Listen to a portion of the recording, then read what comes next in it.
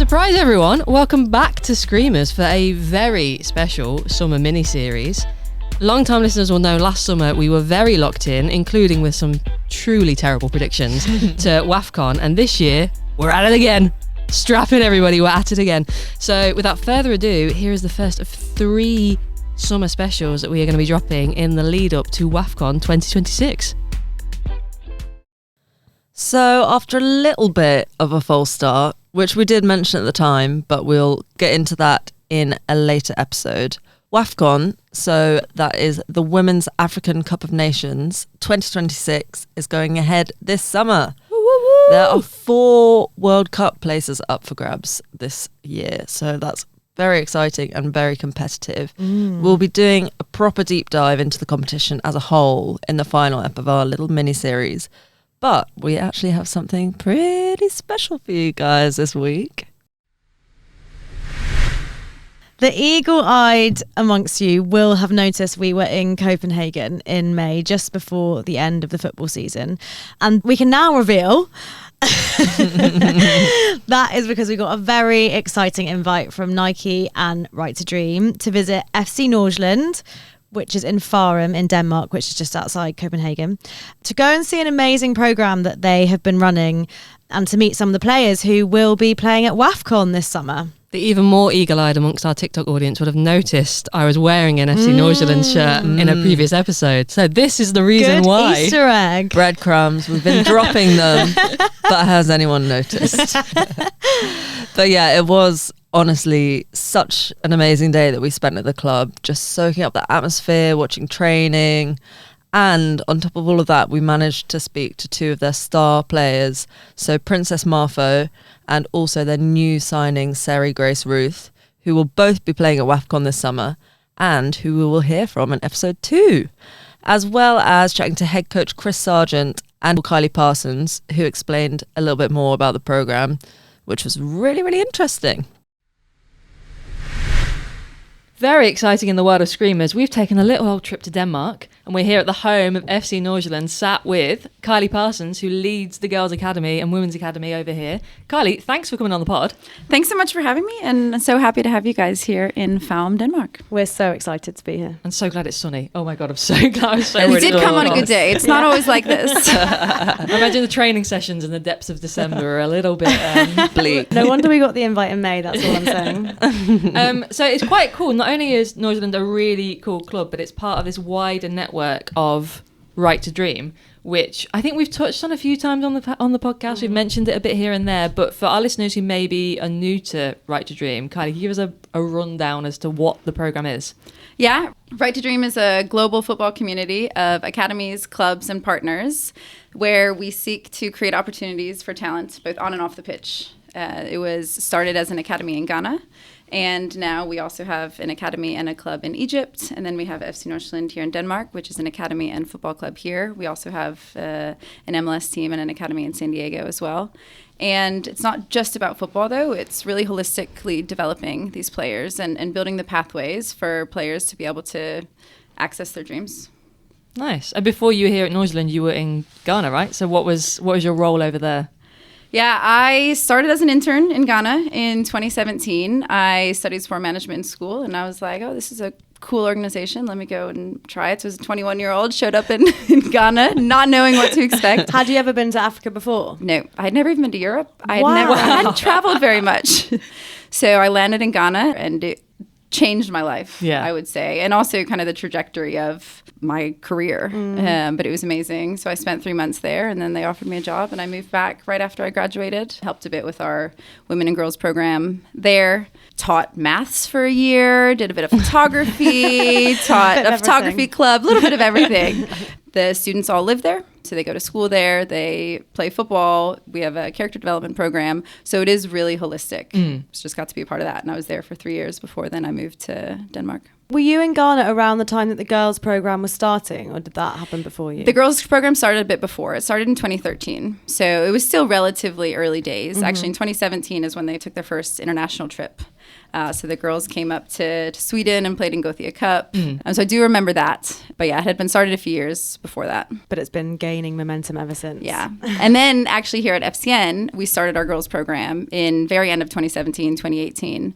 They held tryouts, and our women's team, our first team, had to start in the lower tiers and then be promoted up. What is the interaction then between the academies and then obviously the clubs that you have? Yeah, so Right to Dream community sits above, and then we have a Right to Dream Academy Ghana, Right to Dream Academy Egypt, we have FC Nordsjælland, and then we have San Diego, which all fall within the Right to Dream community. A lot of our players from Right to Dream Ghana, and then soon Right to Dream Egypt as well, will take this kind of as their first step into professional football. We also have the first team in Egypt called FC Masar. So that's also a pathway opportunity. But our players can also kind of use this as a base. So sometimes the Right to Dream Ghana, they'll play in tournaments in Europe. So they can come here, see the facilities, have some experiences here while they're in Europe as well. So there's a lot of collaboration. We have the same values. We share the same style of play across all of our academies and clubs and men and women's side as well. So that's really special that we have the same vision and mission and values across. It makes it real, doesn't it? Like you can be based in Ghana, like, oh, I know there are these clubs in Europe and this is part of the same big community, but they can see the real. Pathway. Yeah, Exactly. And meet some of the players here as well. And I think that's what's so special is that it is visible. Yeah, it's a big move for a lot of those players coming from Africa to here at such a young age. But just spending some time with you this morning, it's so obvious, like the connection you have with them, and like how much of your job is that sort of pastoral side of kind of integrating them into this kind of new life. I mean, you obviously know what it's like to move across the world at a young age. Yeah, I think it really helps that I have also had that transition. Yeah. Because they are all drastically different cultures and environments. And I've known these players since they were, 10, 11, 12 years old, a lot of them. And so to also be able to see them growing up and have that trust and have that relationship with them is really powerful. So it's something I think I naturally do. I look out for them, and we've gone all different places across the world together. But I do spend quite a lot of time. But it's also because I love it, and I know how important it is to have somebody that you can trust, somebody that helps make a place feel like home. And there's so many things that are different here. I mean, the first thing is the weather. Especially for players that come in the winter. I remember, one player saying, "Oh, my lungs are not working." It's burning. So that is a huge thing. And of course, that's something that's difficult to really prepare them for until you just get into it. Honestly, it's cold. Like, no, guys, it's going to be cold, I promise. But like, it's the best thing ever when you see them experience snow for the first time. And it's like not realizing that it's wet. Oh yeah, of course, yeah. And then the food is really different. The culture, how people interact in Denmark. In Ghana, every time you walk by somebody, you greet them and you say hi, and people are invested in your family, and they know a lot about you. And here it's just very different. Yeah, people are super nice and very friendly, but it's not quite the same openness. And you've experienced that yourself, so you can understand that sort of change. Yeah, exactly. It's not because people don't like you or they don't want to get to know you. It just, they show it in different ways, and that's okay. There are really beautiful things that we can learn from each culture. Were you always a football kid? I know you said you played sports growing up. Was it always football? Football was one of them. Yeah. I played in the US. You can play so many sports, and everybody does.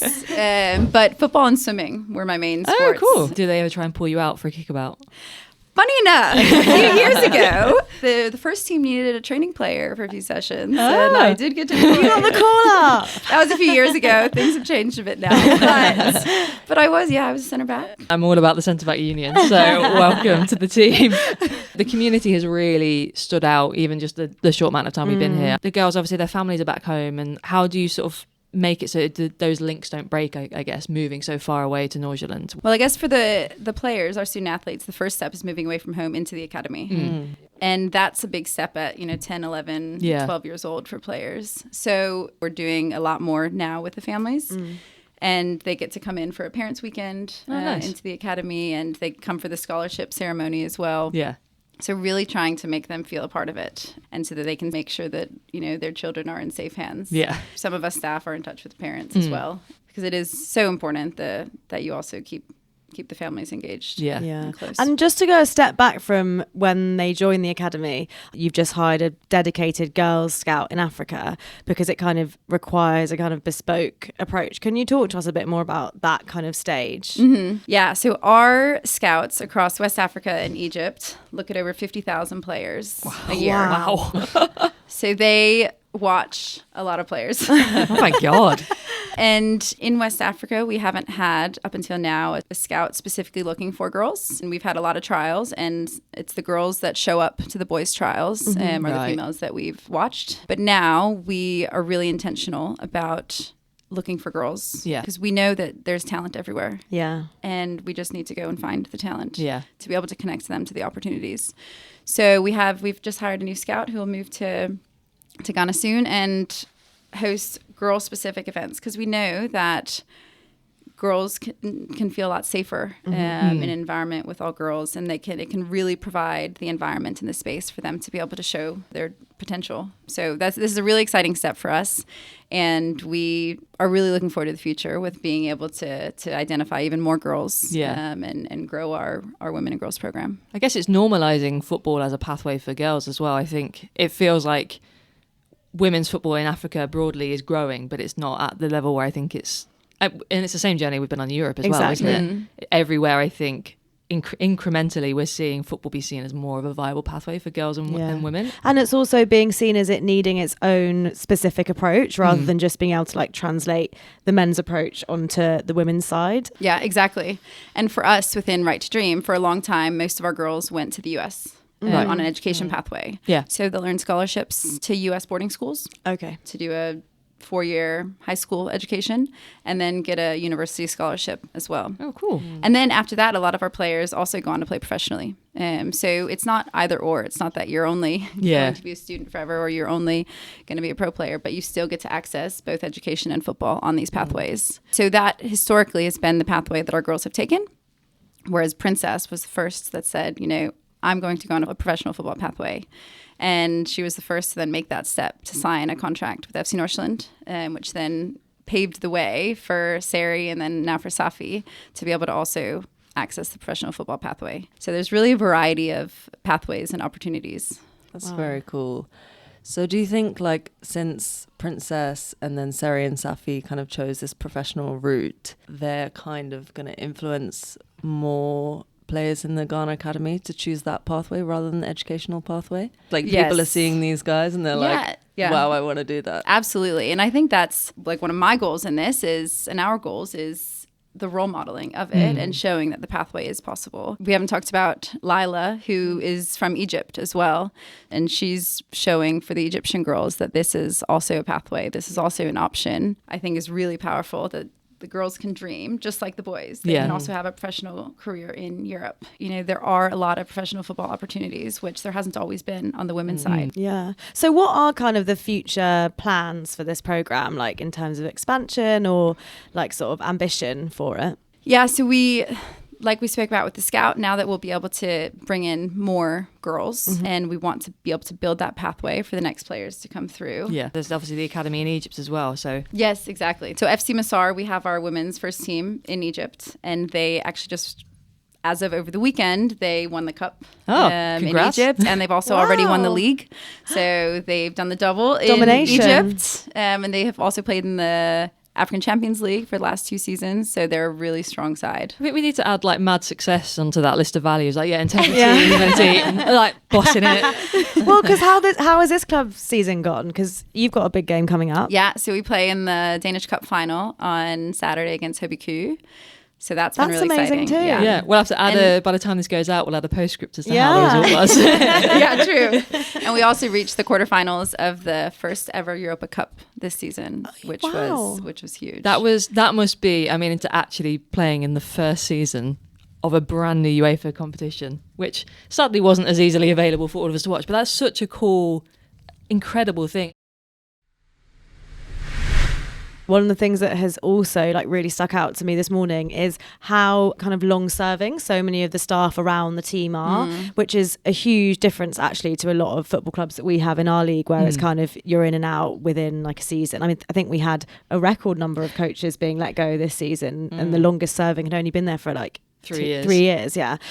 And that is so different here. Is that kind of longevity and being able to have those relationships and really sort of trust in staff and have that consistency really important for this club? Yeah, I think it's so important, like you said, for the relationships. And, you know, I think when people come to work for us is they really believe in and buy into the vision of who we are and align with our values. And so it's not something that they just kind of pop in to put on a CV, but they really want to invest, want to be a part of this movement and what we're doing. And also the relationships that you build with players. It's so important from the players' perspective to have staff that they can trust will continue to be here and that will support them throughout their journey.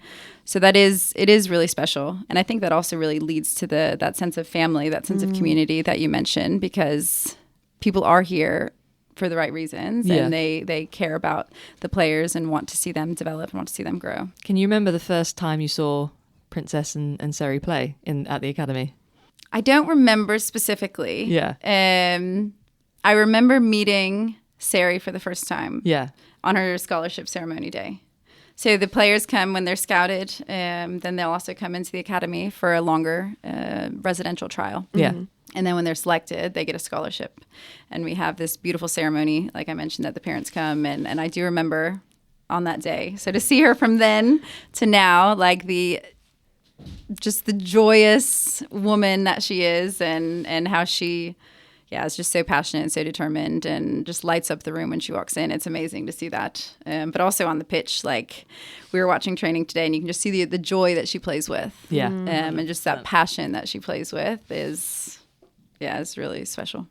I almost started cheering during training. When they went into an 11s game, I was like, I'm going to get too into this. We need to go. There was an absolute screamer in that training game. I don't know if there was any camera recording that, because that needs to go into Screamers of the Week. Absolute wonder strike. Do you have a favourite screamer from this club of the season? Yes. I knew you guys would. And I was thinking about you were prepared. So... yes, there was a game, one of our Europa Cup games actually, against Coops. And we have a centre back, Bongeka, from South Africa. I'll shout her out to keep an eye on her this summer in the Women's African Cup of Nations. Ooh. Just a little backstory. A few weeks before this goal, we had all seen a video. She was with South Africa and had scored this incredible goal from quite far out. And we were all like, what? We didn't know you could do this. And then a few weeks later in our game against Coops in the Europa Cup, then she scored an incredible banger. And as a center back, so she doesn't score that often, and to see the way that the team celebrated too, it was incredible. We'll have to find a clip of it. Yeah. I love when a centre back has that in their pocket. I also love when people who don't score that often score, because there's always an element of like, how do I celebrate this? What am I doing? What's my celebration? And so on to WAFCON then. Yes. Who's your money on? It's a tough one. I've also thought about this, because if I say one of the teams and the other girls, they're not supporting me. So I've thought a lot about it. Of course, Ghana and South Africa were both in the semifinals last time. Yeah. So I just feel like I've got to go with Nigeria, though. They've been strong for a long time. And with the last tournament and the World Cup, they always come with a strong squad and show up. So although with Ivory Coast, with having two of our players on Ivory Coast, they could be, coming from behind. Could be surprise kind of. Yeah, but contenders. I think I've got to go with Nigeria. I think Kylee might have been doing some research into us and listened to our episode last summer and realised that the trick is predict Nigeria are going to win. Always back Nigeria. Always back Nigeria, because if not, the TikTok audience will come calling. But who knows? We'll see.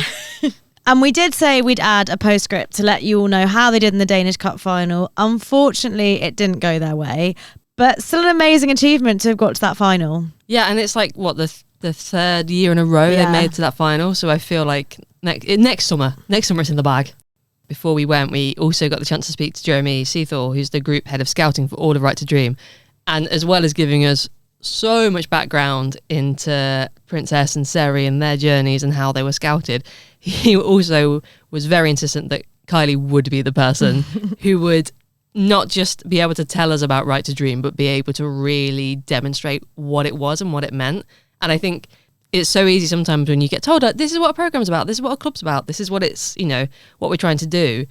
But then to actually go and to see someone who clearly sits so much at the fulcrum of that and really just personifies it. And it was just like walking around the club on the day. It was like she was stopping to speak to everyone and knew all these little details about every person, every player we were bumping into. And it was so obvious the relationships she had with them, which I think comes across in that interview. But on the ground, it was pretty amazing, wasn't it? It was. Do you know, this is going to be, all right, stick with me, it's going to be a niche reference. But Parks and Recreation, the finale? Yeah. And the episode, it's just everybody that Leslie Knope bumps into, and then it's a little vignette of them, and just you see how central she is to all of these people's stories. And it did really, it was everyone she was checking in, she was saying this, she was saying that. Yeah. So good cool. reference. Thank you. Thank you very much. Pull that out of your back pocket. It's like she brought a little bit of the Ghanaian culture to Denmark as well, with that interest in everyone's personal lives that she mentioned, and that community feel. So it was really nice for her to be that figure there. And just understanding, I think, a bit more about how that journey does work for these players coming from, primarily from Ghana to Nordsjælland. But, the other players in the academy, and what that means for their sort of pathway to professional football, whether that's in Denmark or elsewhere, but also how it sort of intersects with players who go on the sort of academic pathway, and actually seeing what that means in real time. Yeah, and it's a massive operation, isn't it? And it's only getting bigger now they've hired this new scout. Yeah, it just felt I felt really honoured that we got to be there. Yeah, it was amazing. It felt, I've spent time at different WSL clubs, and we were saying it on the day, but it felt so different because their focus is on that development of the players, but not only the players, also of the staff. All the staff we met had worked at different various Right to Dream places, or had been here for a long time and sort of gone up the ranks. And it was such an emphasis on kind of the personal development and improvement of kind of everyone there, rather than just winning at all costs. And like Honor mentioned, we were lucky enough to watch the training, but also to speak to the head coach, Chris Sargent, in the stands afterwards, a bit more about the ethos at the club. Chris, thank you so much for sitting down with us. No problem at all. I'm looking forward to it. We've been spending a really lovely day here, actually. I think none of us really expected the kind of... It's so much more than a football club. Yeah. What does it kind of take, just initially? In the WSL, we have a lot of different international players coming. What's it like being the head coach of a club that has people coming, from Ghana, Egypt, so many different places to come and play in Europe, to have those sort of cultures on the pitch? How do you kind of mesh that and blend that? Firstly, I think it's incredible, to be honest. To have such diversity and such different cultures, I think is... Yeah, it's incredible. It really is. To try and bring all that together is just trying to create an environment of belonging, really, and really getting to know each individual, really creating a safe environment where they can also get to know each other as well, I think is important, and really encouraging the learning from each other, because you get so much from the players from Ghana, for instance, the players from South Africa. They all have such interesting backgrounds that you've got to just try and embrace that and learn from it, and allow space for each individual to share their backgrounds, and even in Denmark as well. For sure. Yeah. And it will really enrich the experience of, like you say, the Danish players as well. To have all that kind of, that must be something they're not exposed to, when they're younger at school or whatever. It's quite unique here, really. Yeah. I mean, even me growing up in Manchester, there wasn't that much diversity, there wasn't that much exposure to such different cultures. There is now when I go back, which is fantastic, it's brilliant. But to be able to have that on the football pitch, to be able to have that every day it's incredible. How did you first get involved with Right to Dream? When did you sort of enter the world of it? I knew Right to Dream for a while, to be honest. Yeah. But I was working in Canada at the Vancouver Whitecaps, and there was an ex-national team player, Carmelina Moscato, an amazing woman, became the head coach here. And asked if I could be the assistant coach. So I came over in October 2022. 2021, sorry. Jesus, 2021.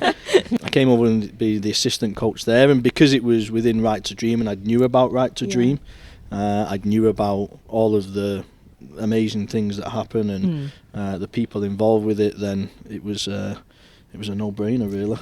one thing that struck us is kind of the longevity that a lot of the staff have, and that's quite unique again compared to the leagues that we're usually watching when a manager is gone after 3 games. Is that something that really strikes you when you're part of this sort of community?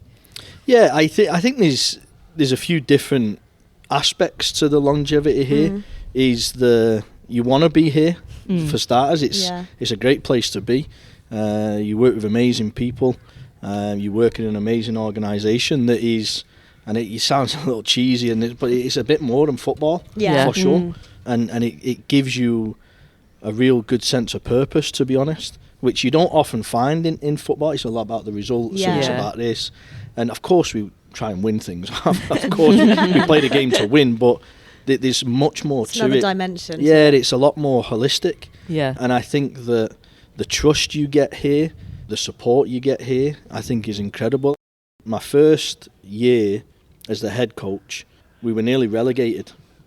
Or they played the last game and we needed a draw or a win to avoid going into the relegation round. Yeah. And I remember sitting up in the office with, I think his title at the time was head of football or chief operating officer. It was one of these big titles, Phil Radler. And I sat there and he said, "Chris, don't worry about it." Wow. Honestly, if we go in the relegation, no problem. Yeah. Don't worry about it. We've got you. You're fully supported and there's no problem. That's amazing. If that's how it is, no problem. And then we went into that game and we went 1-0 down at half time, and it was the calmest I'd felt all season. Yeah. Knowing that was the trust that I got. Support, and then we end up turning it around, we win 2-1, we stay up. The end of that season we win our first cup. And Amazing. since then the season after we won the double, the season after we came second in the league in another cup final. This year we were in a cup final and played in Europa Cup, and the reason I don't say that because look how good we are, but it's because you can say it for that reason though. Well, but from that conversation, that's what you feel. Yeah, that's what you get, and like you said, not many clubs operate like that. And listen, everyone has their own context and their own way of doing things for sure, but you allowed longevity here. Yeah, and I think it's special, to be honest. Yeah, that commitment to development that. I think that's been the greatest learning for me from being here. It's the commitment to the development of the players, of the academy, but also of the staff. 100%. It is just a slightly different focus, isn't it? Yeah. Than just like needing to win every single game, which obviously is also a focus, but it's that broader values. Yeah, exactly. But then I guess talking about on the pitch, you just mentioned you played in the Europa Cup, first ever edition of the Europa Cup. How was that taking these players through that competition?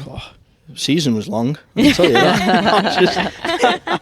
No, it was. Hey, listen, it was incredible. The year before, we'd got in the first time into the Champions League qualifications, and unfortunately got Benfica in the first one, which was going to be tough. Yeah. So that was our first time in Europe. Yeah. And then this year we was in the Champions League again, and then dropped into the Europa Cup. But to be one of the first clubs to have played in that competition, I think it's a piece of history. Yeah, it's special. Yeah, it really is, and I think we've done a great job, and the players have done a great job, and the rest of the staff of creating these firsts that we've had. Yeah. And that was an incredible first, I will say.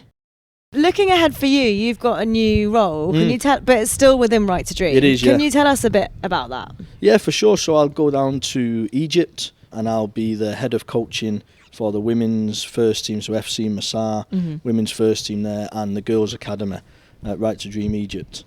So it'll be a bit of a different role for me. I won't be the head coach of a team. I won't have the day-to-day responsibility of the training, but I'll be working with the coaches. I'll still be around for the sessions and being on the pitch that way, but it's more working with the coaches and working with the style of play. A bit more of the strategy side. A little bit, but more of the development side of strategy or the style of play and things like that down there. So it's something I'm really looking forward to. It was a difficult decision, to be honest, to move from here. It really was, but it was a decision that, it was an idea that I had a few years ago, that I really wanted the assistant coach here to become the head coach. I think she'll be very, very good. I think she is very good. And really I just needed to get out of the way. If I'm honest, I just needed to get out of the way. So the club agreed with my idea and thought, that's really good. And I do believe in how do we help develop the next one and the next one. And I think that's the job of leaders. I think that's the job of leadership, to also develop those underneath to not only take our place but be better than us. But then the Egypt job came up, and I really wanted to stay in Right to Dream, and it was again another no-brainer for me, if I'm honest. I think you'll be able to have that impact as well. We've been talking with Kylee and with Princess and Seri that them being here makes that pathway real for the girls back at back in Ghana and back in Egypt, and it's nothing. You'll be able to do that as well. Make that dream real for them and tell them what it's like in Europe and what playing over there is like. Yeah, and I think as you say, going with those experiences, and this is what playing against top European teams looks like. This is the level that needs to happen. This is the intensity, whatever it is. Just having that experience and being able to help develop the players, develop the coaches. I love the development part, so it's a great job for me. It's a great place for you. It seems to be all about development. Oh, it's brilliant. We're going to put you on the spot now. So we are Screamers, named in honour of absolute Screamers. Screamers podcast TM. So going to have to ask, what has been your favourite Screamer from Nordsjælland this season? Smar against Cups. Did you say the same thing? Yeah. What a goal. Famous goal. We've got to go and look We've it up. had a full description from Kylee. To be fair, I would also say, and it's not a screamer as such. Smars is a screamer, to be fair. Love that. But the one we scored against AGF a few weeks ago, with Flora scores it. She comes inside, Princess is in the pocket, turns in front of the back line, just scoops it over the back line. Flora runs underneath the back line, chips the goalkeeper. To be fair, the technical quality in it is top level. That's a beautiful goal. Still.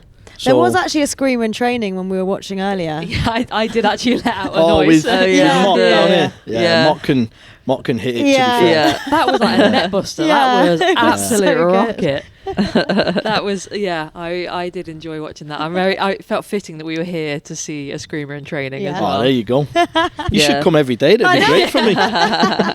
But one last one, looking ahead to the summer. Obviously, it's a big one coming up in African women's football. We've got WAFCON on the cards. Who is your money on? Oh, God. Be careful. Don't worry, we went so wrong last year. It can't be worse than that.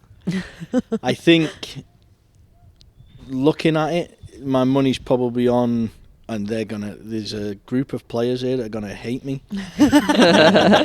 I would say South Africa. Really? Ooh, nice. Yeah, I think South Africa do very well. Got some really, really good players, really talented. I mean, listen, there's all talented players everywhere, to be fair, but I think South Africa have looked strong recently, and I think they'll do well. So I tell you what, Smart better play well on the weekend after that. All right, Smart Screamer in the final. There you go. Money on it now. There you go. From the halfway line. Well, thanks so much for chatting to us, Chris. It's so cool to hear about your journey and your work within the Right to Dream system, and just best of luck for the new role. I appreciate it. Thanks for your time. I appreciate it. So Chris has his money on South Africa. He's a brave man. He's a brave boy. Listen, he's from Manchester. Nothing scares him.